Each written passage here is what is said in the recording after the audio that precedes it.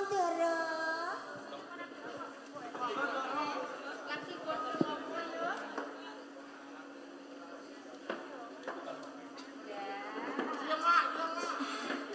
Kali wajibane Iki mau nang beda melangan suton, Ndara. kali goyang lan kok mama ora diajak goyang. Ampun Ndara kesel.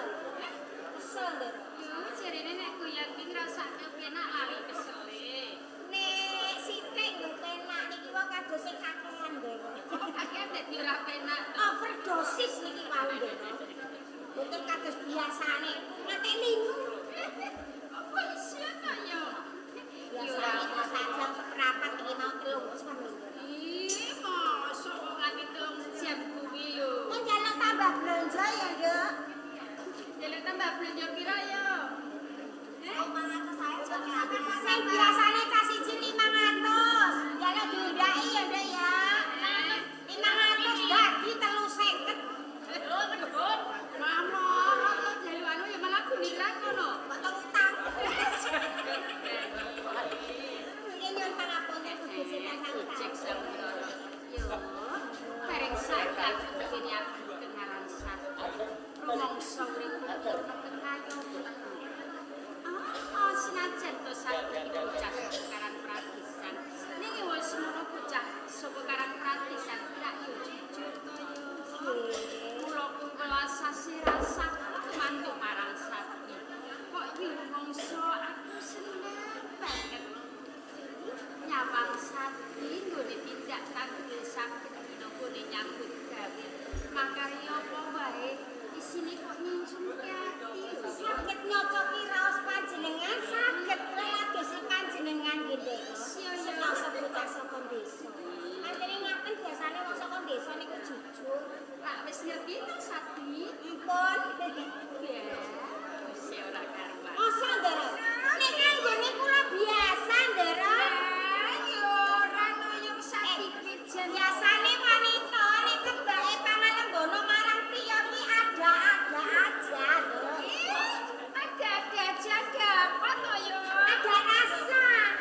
Ora. Waduh, Lah, apa bener ya yo? nggih. Apa ana rasa kang ing ngono saben dina jare ana tetembungan tresna seleran saka kulino. Kok menawa niku? Saben dina cedhak lan sadi atiku kepul rasa tresna kowe jan aku nak nyawang sadi yo rasane atiku deg yur lho yo. Niku raos panjenengan. Niku mertandake nek wonten raos tresna kang suci. Nanging aku ora bakal ditampa sadi lho yo. Lah panjenengan pengayoman mriku dapur abdi kok mboten ditampi niku. Ya aku ngrumangsani sapa aku. Bu menawa kabeh ora pantasake cedhak lan sadi. Senajan to aku ki paribasane duwe apa bae. Namengi kabeh kuwi ra yo nyocoki ning ati apa ora to yo sani. Panjenengan lak dereng nilakaken tresna to kaliyan sadi. Apa pantes to yo wong wadon nyelake tresna kuwi dhisik. Nek jenenge tresna nggih mboten napa-napa timbangane dimpet. Apa ngono yo yo? Mboten sae, Ora susah isih. mboten usah isen, Ndara.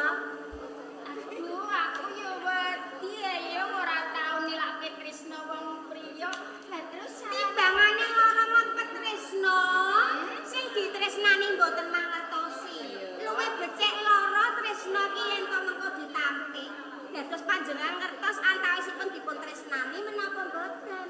oh, ngono to yo. Sing Ndara. Ah, balah yo bakal tak catet nyang atiku umpama to anggone matur biyung wiwiti tak rasake bener. Nggih, timbangane lara ati ngempet sing ditresnani ora mangerteni, luwih becik lara ati ditampik tresnane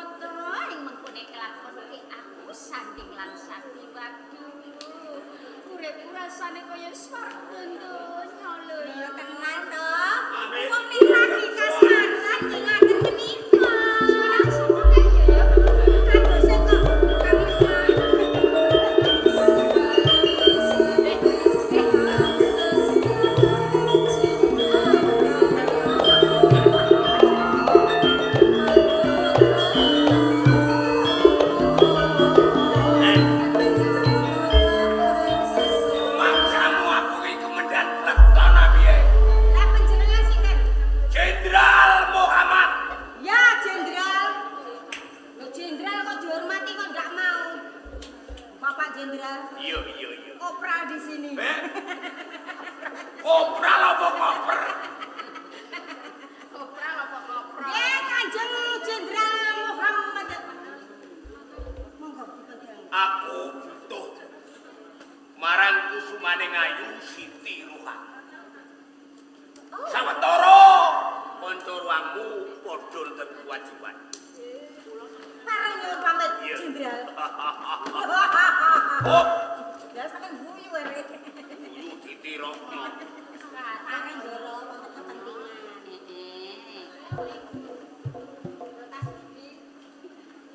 Kusumane ngayu Siti Ruhan. Ana wigati apa, Jenderal? Wigatos sambet kalih panjenengan. Kula lemebet wonten ing pamargi putri jalaran kula kagungan tresna kalih kusumane ngayu Siti Rowana.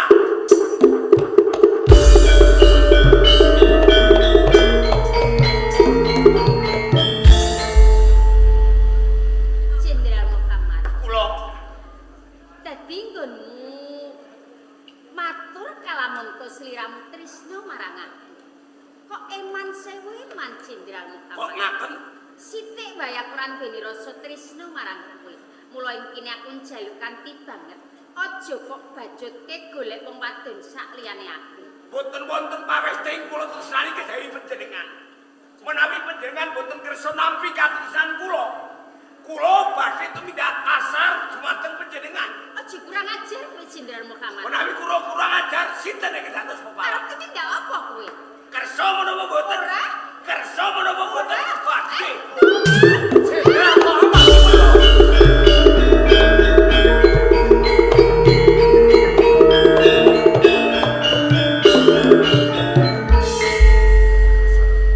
Sadi Nunyun pangapunten saya. Anggen kula jagi kawijengan-wijengan menika ngantos taleda. Ngantos Jenderal Muhammad menika njambi dumateng panjenengan. ora dadi apa. Bola-bali kang tetulung marang aku kok kowe Sadi. Menika dados kewajiban. Malah tiwas beneran banget Sadi. Ing kene sliramu ngadhep ning pengarepanku. Aku pengen takon lan kowe Sadi. Perkawis menapa sana? Sliramu dadi api ana ing taman Turki dek wis sawetara suwe. Menika Nanging kok ya babar pisan sliramu kira nate pamit pilih wong tuamu, sedulurmu, luwih-luwih katresnanmu Sadi. Sang putri. Bodal sak menika kula boten sambut gadhahi tiyang sepuh. Tiyang sepuh kula menika sampun sih. Napa malih kok bojo? Katresnan mawon kula menika dereng gadas. Durung duweni katresnan. Sadi, Ijin kawuh. yen panjen sliramu durung duweni katresnan, waduh, mengko bejo-bejane bocah wadon kang ing kono dadi katresnanmu. Senajan to Sadi iki bocah saka Karang Pradesan, ning kebagusan ing luwehi bocah saka kutha lho Sadi. Bu ampun panjenengan menika ngalbono dumateng kula sang putri. Anggen kula sowan wonten pirsa panjenengan estripun wonten kawigatos. Perkara apa Sadi? Kula badhe tumuju wonten Dusun Raya tepi kaliyan mitran kula. Menawi dipun keparengaken kula badhe tumuju wonten Dusun Raya. Oh, kaya ngono. Ora apa-apa Sadi tak palilahi kalamun to sliramu pamit pengen tilik nyang desamu. Malah ramung kuwi kowe mampira sing jenenge Hasan lan Sora. Sanak Kuwi pawongan tanduranku. Sak wanci-wanci ana apa-apa kena kanggo sabdantulan kowe Sadi. Penuwun saya. Nek kados ngaten kula nyuwun pamit. Iya Sadi. Kelakuan iki semakin lan sliramu Sadi. Monggo. Permisi silakan. Silakan. Loh, sinten iki? Apa yo pangting karo aku? Sinten? Kira yo mitraku to. Sadi. Mosok wis Adi. Percaya piye to? Sadang panggonane kok emas kabeh lho. Plastik iki. Plastik emas. Sadi. Sadi sapa? Iki gendong to? Sadi Bagong. Ngawur. Sadi Bagong yo Lion. Lho. Padha bundere. Cocok mosok Sadi biyen ya? Aku Sadi. Kok beda ya? Biyen ora duwe apa-apa saiki sandang pengangguranmu kok iso mabyor kaya ngene. Pancen biyen iki kene. Ora duweni bondo dunyo. Iya. Saben dina dadi cecengese ning tangga. Heeh. Kuwi Sadi. Nanging saiki wis beda. Nalika aku menuju ning kerajaan aku dadi abdi kinasih. Walah. Abdi kinasih terus dadi duweni samubarang dadi Pabijan bisa. ning ya kudu ngati-ati lho Di. Sajan tawamu diparingi apa wae. Kudune ya ngati-ati. Aku matur nuwun karo sakabehane. Nalikane aku ninggalake dusun raya, kowe sing upakara karo makoni simbok. Ya ya Di. Ning aku melu seneng kok saiki wis dadi kaya ngene. Ora lali karo awake dhewe. Ora bakal lali. Ya ranku ning dusun raya sing gelem cedhak karo Sadi. Wong kene kae yo mung kowe. Lah kowe ning kono ya duwe mitra. Rono aku yo duwe mitra. Apik tenan kok duwe mitra barang ning kono. Hasan, Surah. Kene Surah. Mitranku tansaya bagus. Iki mitramu. Sing iki rada apik. Lho sing iki kaya master limbah. Lah kok malah penganggone. Duh, penganggone kaya pacaran Minangkabau. Ngaten wong desa. Saerene saja. Kok rasa-rasa iki ndak ge. Wala wong desa kurang beras ya lesu. Ya kurang beras kok awake dedek semene gedene. Kancen pawakan lemu. Ancen nek wong apik iki kancane akeh. Nyatane Kaya kene. Sampe najan to aku ning dusun raya iki ora ndene bondo. Ini isih ono sing gelem cedhak karo aku. Ya iki gambare. Lah iki kowe mampir nek kene arep gale Kok balik piye to? nek menawa arep gale metu iki meneh. Ya mesti berbagi kewajiban. Damasanan Surah. Aku matur nuwun karo kowe saklorone. Menawa ana ing laut hitam, kowe saklorone ora tetulung karo aku, mestine aku setungkaning pati saka tangane Jenderal Muhammad. Mula ning kene bakal tak anake sumpah darah kanggo ngraketke antarane Sadi, Hasan lan Surah. Sumpah darah. Banjur karepe sumpah darah iki piye? Sumpah darah darah Sadi, Hasan lan Surah didadekke siji.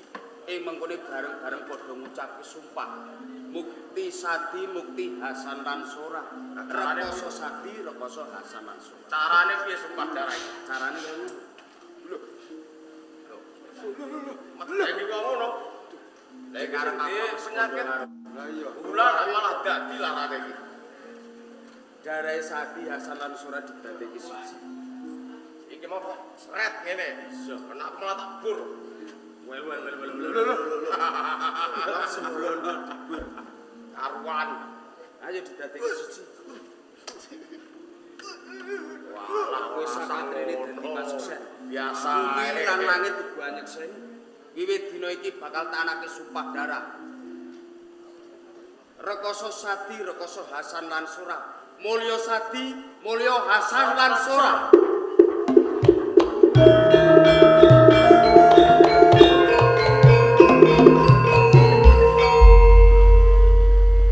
Tapi mateni aku. Saya padha wong telu ya padha sumpah. Telu iki wis sumpah. Sumpah apa kowe iki? Wong telu ya sumpah. Lah kene iki wong desa lah kok dadak sumpah. Lho, Ora entuk gaji, ora entuk apa-apa. Ora entuk pensiunan. ning arep aku mau wis kono. Nalika ning dusun raya sing gelem cedhak karo aku ya mung kowe sakabeh. Saiki aku wis mulya, aku ora bakal lali karo kowe. Iki arep mok jak. Kowe bakal tejak ana ing kerajaanku. Aku ayo. Lho kok ayo Dadi mok jak rono. kok saiki uga. Lah kepiye? Ya kepengine saiki. Kita tak candak dasi. Ya wis, mergo isih ana kewajiban sing kudu tak rampung kowe sawetara aku bakal bali ing kerajaan iki. Mengkono ya dina kowe bakal tak kanthi ing kerajaan. Hati-hati Sadi. Aku jane Pak. Hasan hati-hati.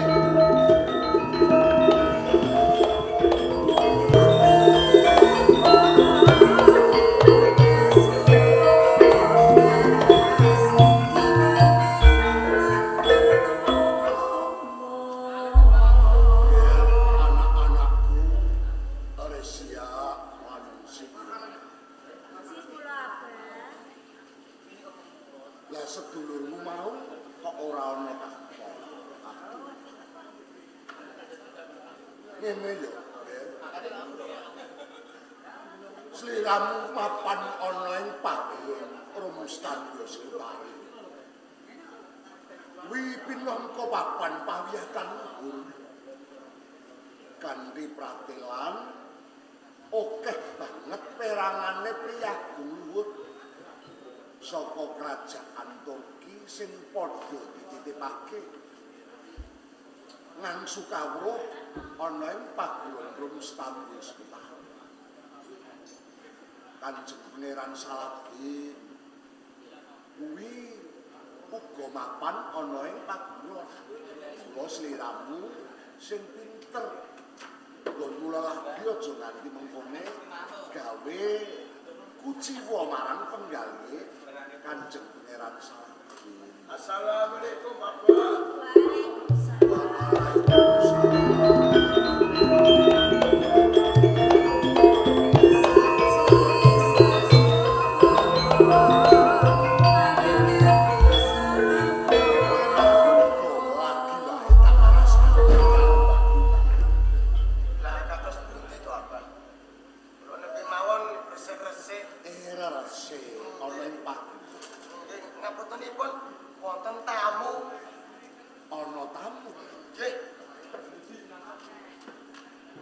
Pancen kaya ngono lah tamune kuwi isih kalebu priyagung luhur apa titah sawanta.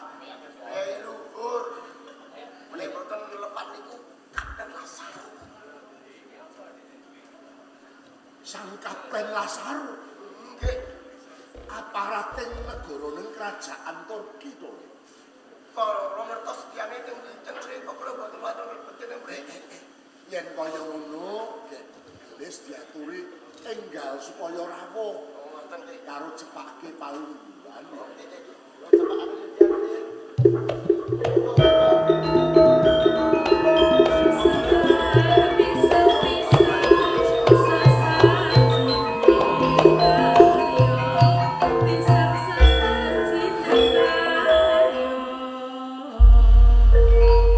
Nuwun sewu nggih, Den.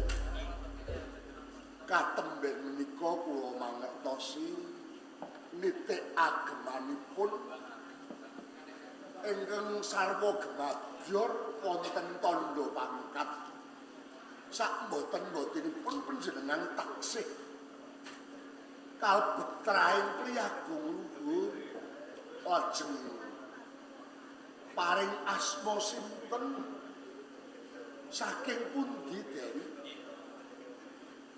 Kula Kapten Lasaru kalebet punggawa saking kerajaan Turki. Sang kapten saking kerajaan Turki. Duh, nyuwun pangapunten nggih, Den. Menawi anak kula kala wau anggenipun mbagekke menawi wonten tumpang suwipun kula ingkang nyuwunaken pangapunten, Den. Boten dados menapa-apa. Namung kemawon kula ingkang nyuwun agunging samudra pangaksama jalaran kumawantur. Kula dumugi wonten ing padepokan Rumustari ganggu dhateng kamardikan panjenengan. Oh, boten dados menapa kok, Den. Sang Kapten Lasaru lajeng ngelengaken rawuh wonten ing Rumstambus Utari ngelengaken tindak nglangke menapa pancen wonten kawigatosan santen. Namung kula kautus dening Sang Maharaja Abdul Aziz ingkang supados kula dumugi wonten ing Rumstambus nanjaken dhateng putra mahkota Pangeran Saladin anggenipun katitipaken ngangsu kawruh wonten ing Rumstari. Sang Kapten pangestunipun Kanjeng Pangeran Saladin kawilujenganipun tansah manggih rahayu bagas waras boten manggih aral setunggal menapa sangkap. Syukur menawi kados ngaten pupo. Namung kemawon kula nyuwun dhateng panjenengan. Monggo anggen panjenengan kula wentah paring piwulang dhateng Pangeran Saladin. Jalaran menika calon raja wonten ing kerajaan Turki. Lekas dalem tansah kula istokaken sampun ngantos damel kuciwa penggalipun Kanjeng Pangeran Saladin. Jer menika putra sesembahan wonten ing kerajaan Turki. Mangke sedaya badhe dados atur wonten ngersanipun Sang Raja wonten ing kerajaan Turki menawi Pangeran Saladin boten wonten alangan aral menapa. Oh, menapa inggih? Reh dene wancinipun menika rak sampun suruping surya. Sadungapan malih panci ratri. Menapa kundur sak menika Sang Kapten? Jalaran menika sampun suruping surya menawi dipun keparengaken kula badhe nonop derek ngaso wonten ing Rum Sekutari. Rumaos remen sanget menawi Sang Kapten kersa nyipeng saking sawetawis nyare wonten ing paguron Rum Stambul Sekutari. Inggih, mangke kersanipun anak-anak kula ingkang lelados kalian. Oh, matur matur nuwun satri. Oleh Abdullah, nggih. Sang Kapten Lasarung ngersakake arep nyare ana ing Rum Sekutari kene. Oh, nggih. Menapa papan sarine tilam gulinge Sang Kapten Lasarung. Kados ngaten nggih. Monggo preparaken ngaso sawetawis.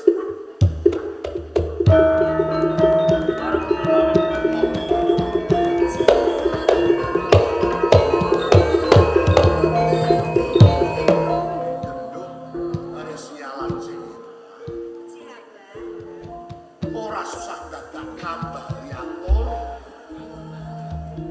Sliramu wis pangerteni. Iki ana priyadine sing nyale ana ing sing pinter nggon watur jumat daharan lan aturana singep.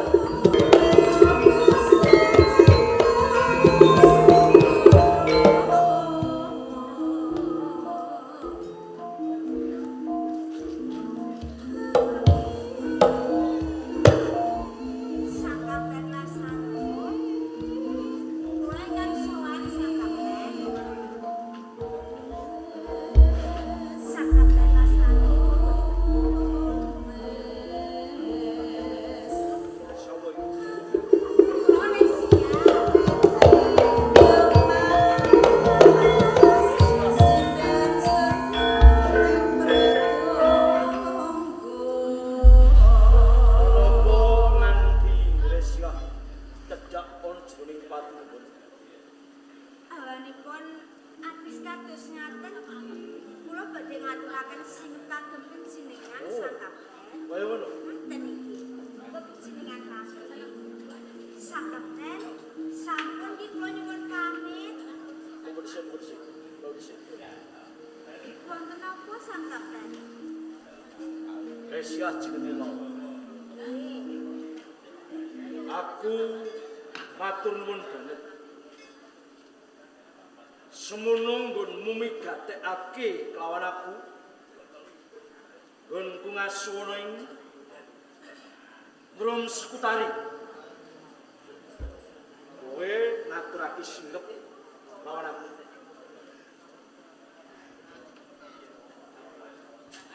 Gede bebudenmu. Luhur bebudenmu. Mung wae aku bakal takon lawanku. Resia. Kowe iki selegan apa wis duweni bojo? Taksih legan Sang Kapten. Silegan. Nggih. Yen pancen kowe silegan. Mergo kowe migatekake kelawan aku, ing kene aku kepengin ngangkat derajatmu, kowe bakal ndak pek bojo.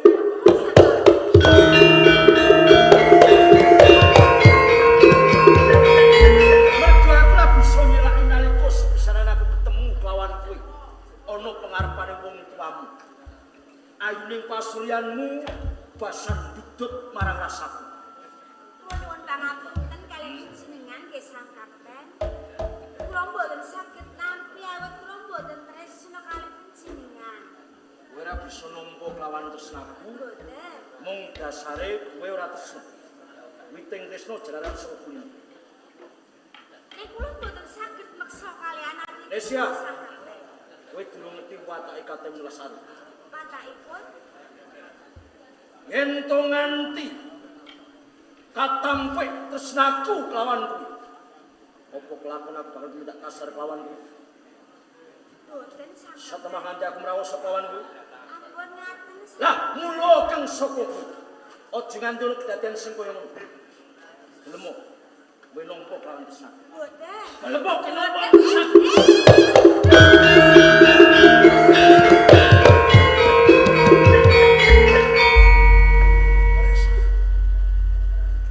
Kowe jeleh-jeleh ndak rungokake saka gandokmu. Iki ana apa? Sang Kapten Lasaro menika kurang ajar apa? Nggih. Sang kapten kurang ajar kepiye to? Nembung tresna kalian kula ning emanipun kula boten purun. Malah Kapten Lasaro menika badhe prawosa kalian kula. Sang kapten Lasaro arep mrawasa slira. Nggih, Abah. Menapa leres aturipun anak kula Resiah kados mekaten? Boten badhe kula silaki. Punten dalem sewu sang kapten. Panjenengan narawuh wonten ing paguron Rom Stambus Utari menika.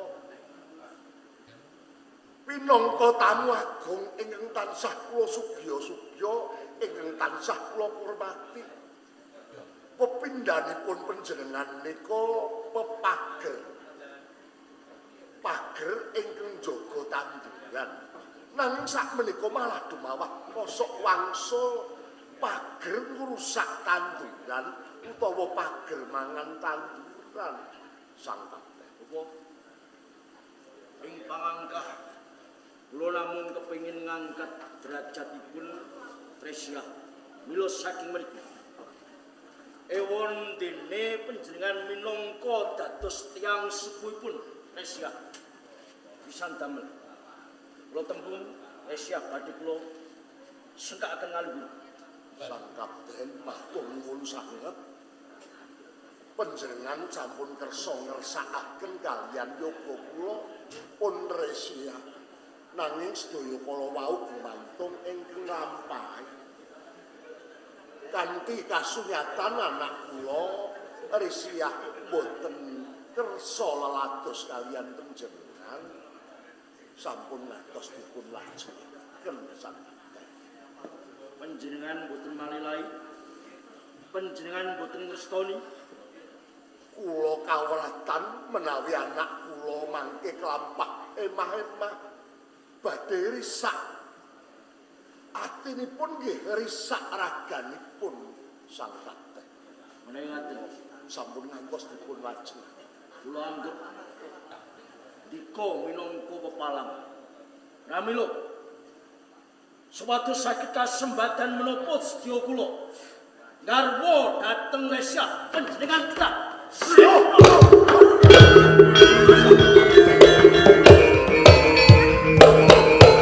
Abah!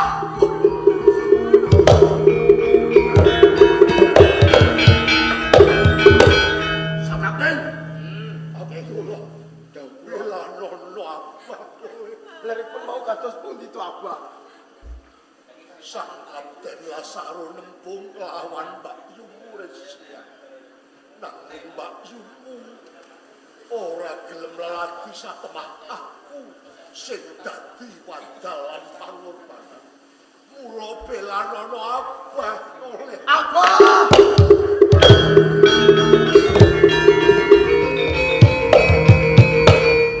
tegel mentolo dumateng abah.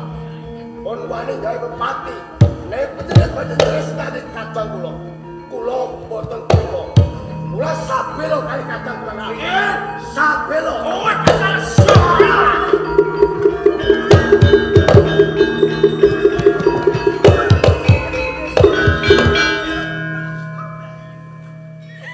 Sopo to mindae Kapten Lasar, Rudi.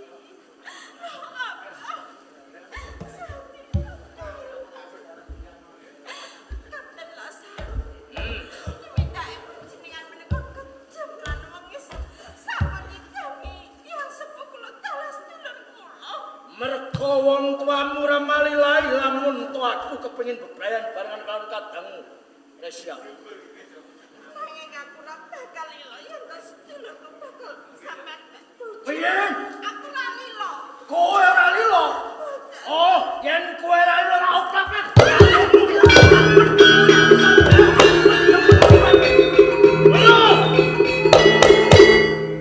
Resya. Kowe mlayu, kowe gak enteni aku, Resya.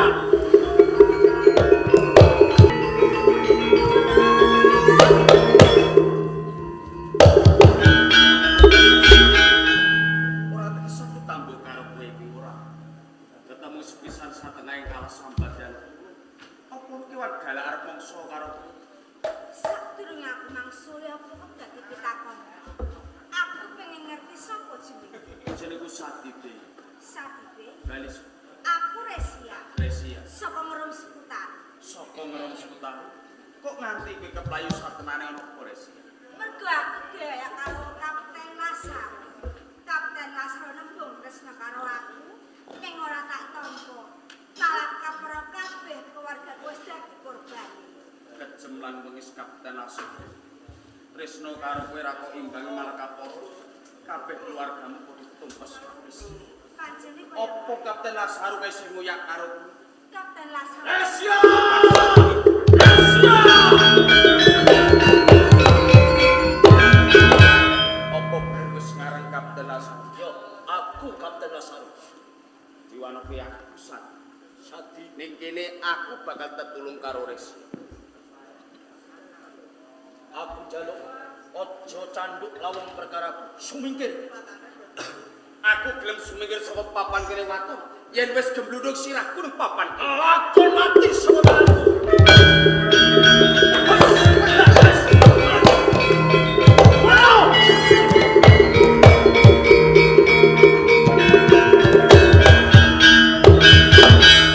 Stempel kerajaan tuh Kang Sadipe. Resia. Aku matur nuwun banget karo sampeyan. Mergo sampeyan wis mitulungi aku. Umpama ning papan kene aku ora ketemu sampeyan. Mesti wis kelakon aku dijamah karo Kapten. Ora dadi biyo pangapa Resia. Kabeh wis dadi kewajibane wong urip ana ing jagat mung marang sama samane Resia. Kok nganti Kapten Lasar nembung tresno karo kowe? Apa satenane iki isih prawan? Pancen aku selegan aku seprawan. Isih prawan. Resia. Satenane ngerti karo kowe kang sepisanan ora bisa silak karo atiku. Satenane ku rasa tresno sajroning aku karo kowe wis. Tresno sing kepiye Kang Sadipe? Aku kepengin omah-omah karo. Yen pancen nyoto anggone sampeyan wonten sing kaya ngono. Aku bisa nampa.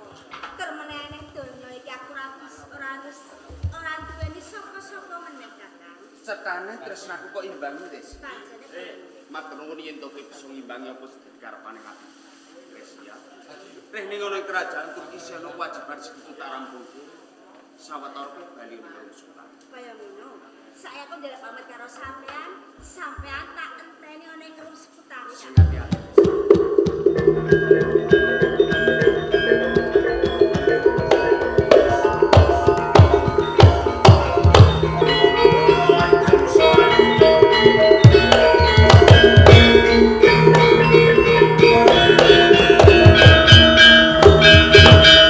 Kapten Lasar. Wonten dawuh putri. Ana wigat ya Gusti Ramu wani lugu ning dalem taman. badhe caos kabar ketiwasan. Kabar ketiwasan. Nggih.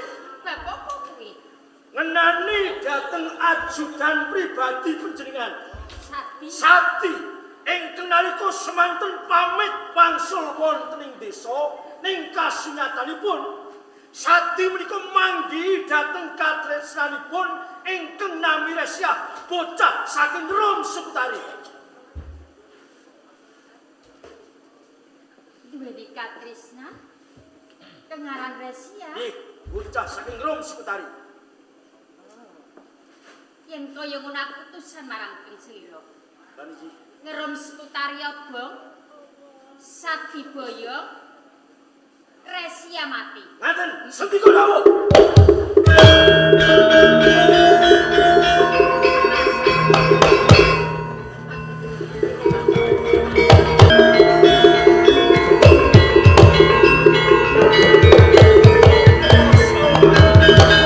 Raden Lasaru Dawuh.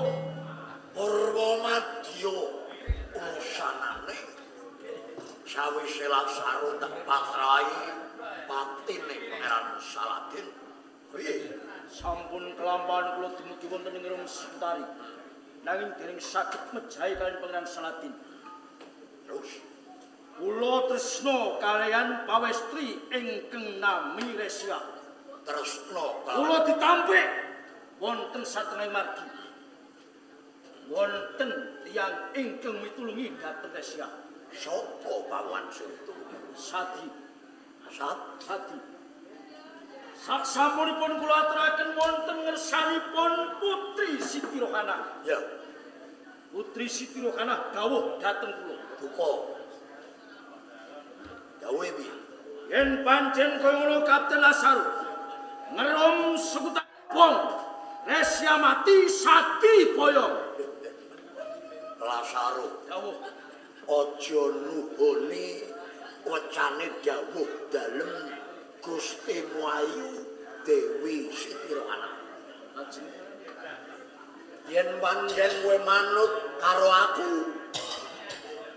dawuh pangandikane Dewi Siti Rohana diwalik pun walik. pondok ngerom Sikutari diobong. Sadi mati Resia boyo. Sendika dawuh.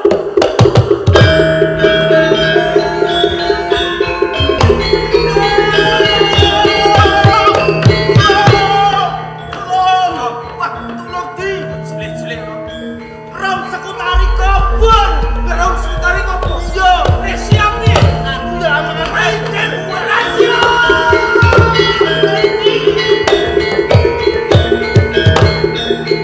Resia. Sukutari kobong Resia. Piye kahananmu Resia?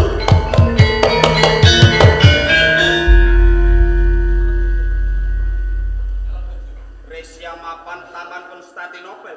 Resia. Resia.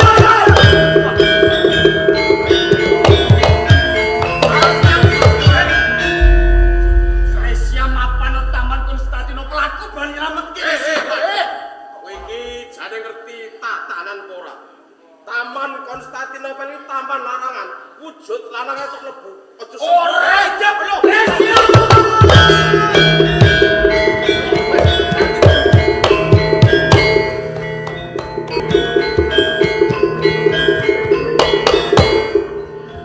Angan-angan upah kepingin bojone Sadi mus protan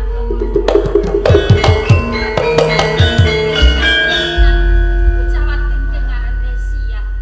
Punapa urip meneh ngalamun jantunging atiku Sadi ora tresna marang aku.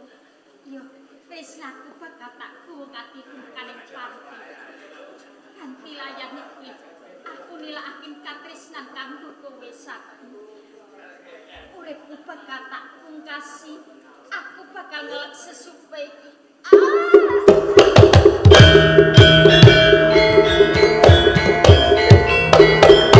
Resia. Resia.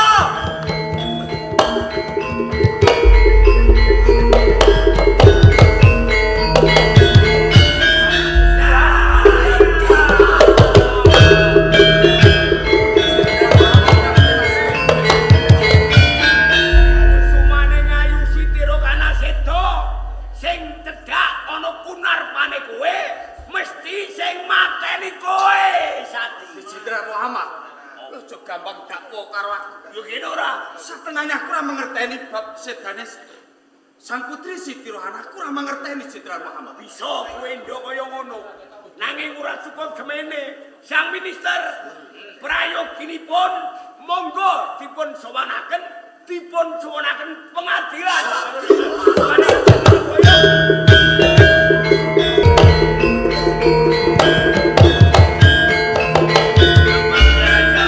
Jenderal Muhammad kepareng matur. Ngaturi besok kusumane ngayu Sindoro kana sedo.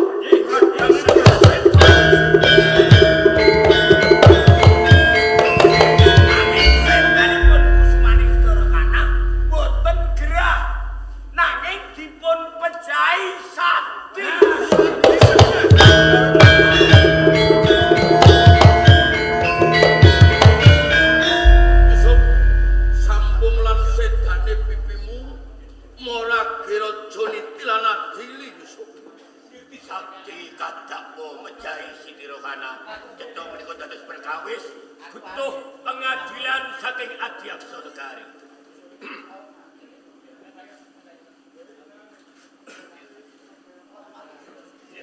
Sawetawis karo tim narkoba. Oh, monggo.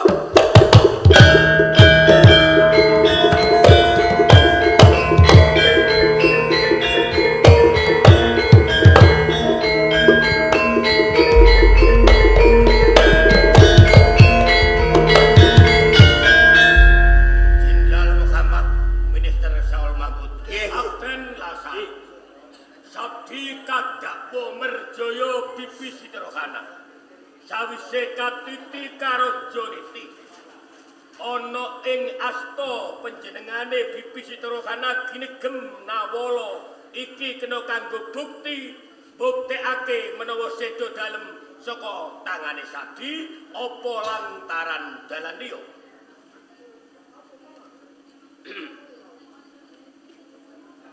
Sinerat ing Nawala satenane Bibi Siti Rohana nandukake tresna marang Sadi parandene ora keweca ing ucap krana ngugemi darmaning wanita. Sumpahe Siti Rohana tresna kang suci digawa mati lantaran ngunjuk ngelak sesupe iki jawaban kena kanggo bukti mati lantaran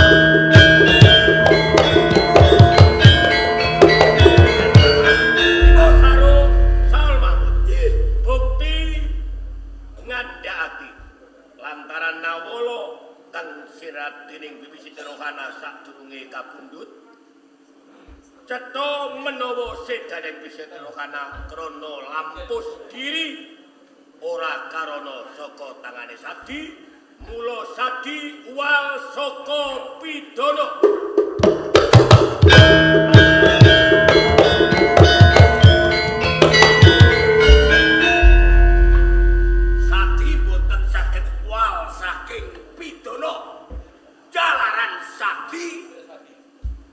Pelanggar tatanan nerak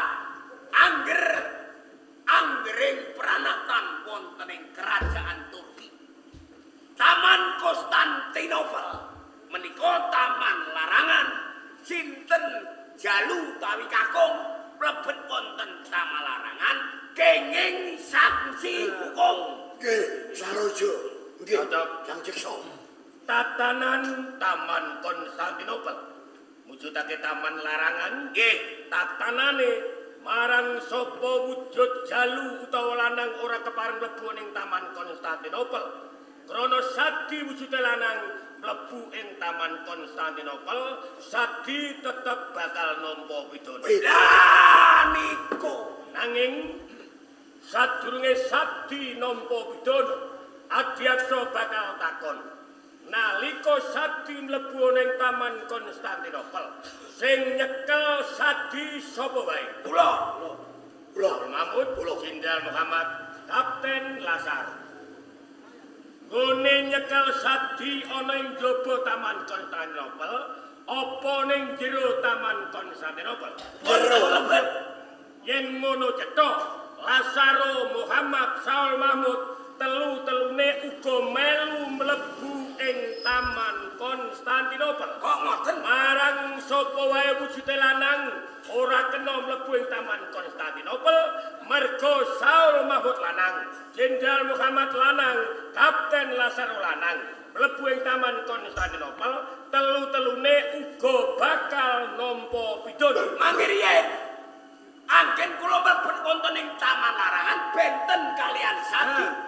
Merga kula ngrumaosi aparting negari menawi kertos kedadosan ingkang kados ngaten menapa kula cekap mendel kemawon. Nggih, menapa mendel kemawon. Menawa Jenderal Muhammad Lazaro Saul ngerti marang tatanan lanang ora kena mlebu Taman Konstantinopel, mestine nggone nyekel Sadi ora dadak mlebu ing Taman Konstantinopel, diranti ana sak jabaning lawang Konstantinopel. Sadi lagi jangka kesikaran metu cekel. Sadi luput mlebu taman, telu-telune sak jabane taman uwal saka pidana. Merga Saul Mahmud, Jenderal Muhammad, Kapten Lazaro kumulancang sowani mlebu ing Taman Konstantinopel. Sing jenenge tatanan ora kena dinyang nganggo tatanan apa wae. Tetep lanang mlebu Taman Konstantinopel bakal nampa pidana ora bedane karo Jenderal Muhammad Lazaro lan Saul Mahmud. Saiki manut lamun Sadi dihukum, telu-telune dihukum. Gugat, bacot, apa dijabel gugatane kan teman-teman barang Sadi. Jabel. Menawi Sadi dipun hukum, kula tiyang tiga nggih nderek dihukum. Adile tetep dihukum kabeh. Prei. Jabel mawon perkawis menika. Yen ngono panuntut gugatan Sadi perkara mlebu taman larangan ora iso dibacotake merga penggugat jabel marang gugatan. Nggih. Rampung Adiaksa Negara ngrampungi perkaraning Sadi. Sang Baginda Maharaja wirang rampunging perkawis boten sarana lumampah hukum wonten kerajaan Turki nanging gumantung kawicaksanan dalem tumantuk marang Sadi B. Kaya ngene. Sadi, Iki dawuh kula sang. iki dina sliramu luar saka pidana. Mung wae ingsun raja Turki bakal paring dawuh lan sliramu. Sliramu bisa wal saka Naraprasana waton siji. Bisa nyelametake Dr. Salukas kang iki dina karangket ana ing kerajaan Widir sing mangka loro. Gulung Gedera Widir kang sira bakal nampa bebungah utawa ganjaran cunduk kelawan lelawanira. Sendika dawuh Teki Sadi. Besok derek lor.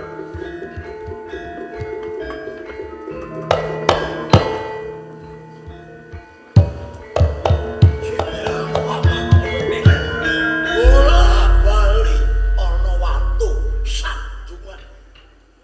Mboten. Menika kalersanipun panjenengan kula lan Kapten Lazaro. Sadi dipun dawuhi ngluruk wonten ing Widir. Iya. Rawuh Sadi baliaran mati wonten ing Widir. Kaya ngono. Kowe wis bisa yakinake yen Sadi mati.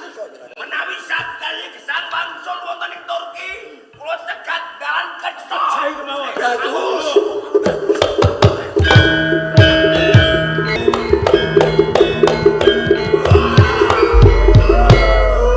Siti Juleha.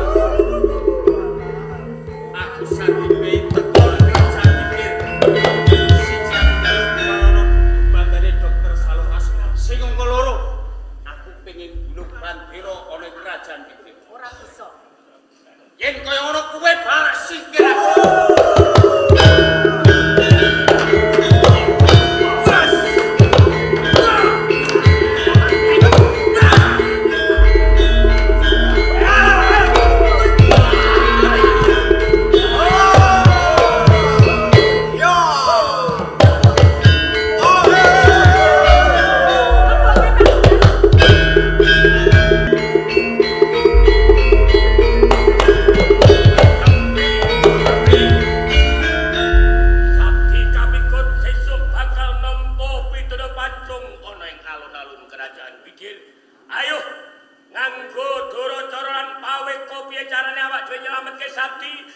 gulung gede mitel tindakke bareng karo aku.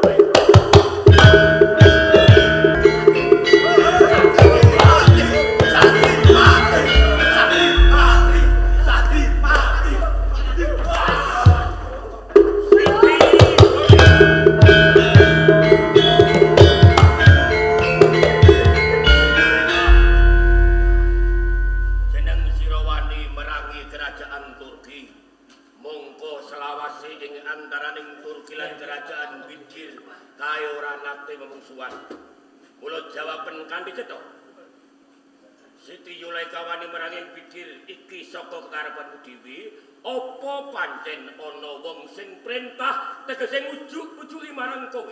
Ning kene bakal bloko karo kowe. Yen to tenane aku ana sing kongkon. Sopo? Mister Salman. Ana buktine? Kabeh ana bukti. Moro gaki di buktine.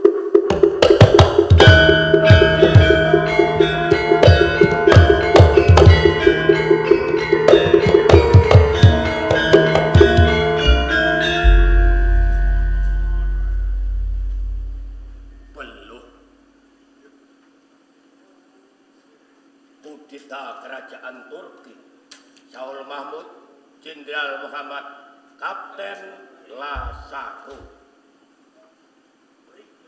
Bali ing negaramu pikir tatanan negaramu, wiwit saiki bedamen ora ana mungsuhan ing antaraning pikir lan Kerajaan Turki. Yen kaya ngono aku jaluk kau.